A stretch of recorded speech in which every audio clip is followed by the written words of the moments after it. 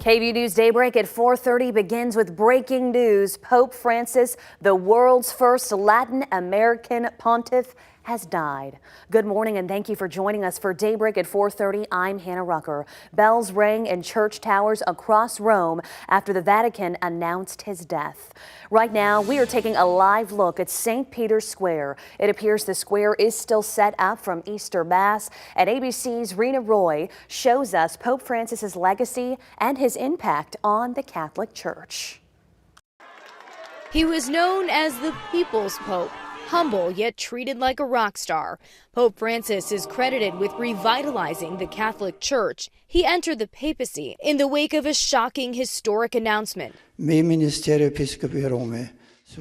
February of 2013, Pope Benedict XVI declared that he would be the first pontiff in 600 years to leave the throne of St. Peter alive. That brought the College of Cardinals to Rome to select his successor.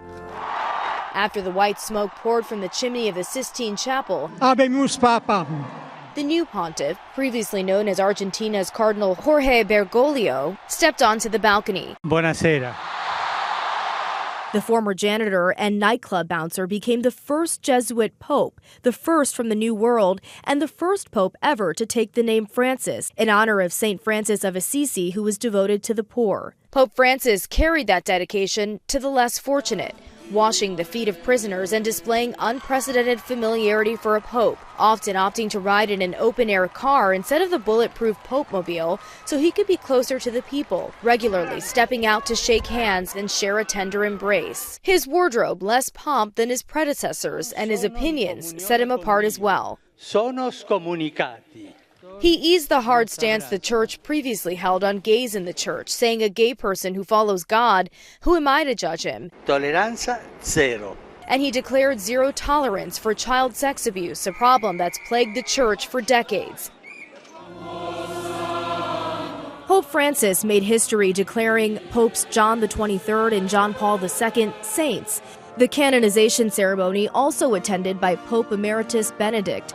Pope Francis left his mark, changing the church and the hearts of so many. Rena Roy, ABC News, New York.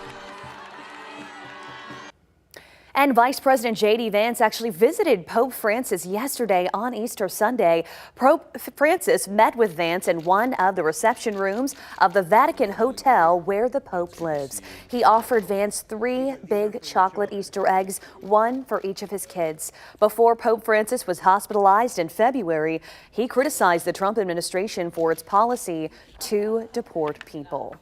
So who leads the Catholic Church? It passes on to the College of Cardinals. Cardinals are bishops and Vatican leaders from all over the world, personally chosen by the Pope. The Cardinals will be the ones who will vote and pick the next Pope.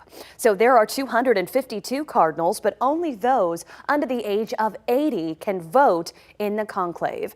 Eligible Cardinals will gather at the Sistine Chapel and take an oath of secrecy before the first vote.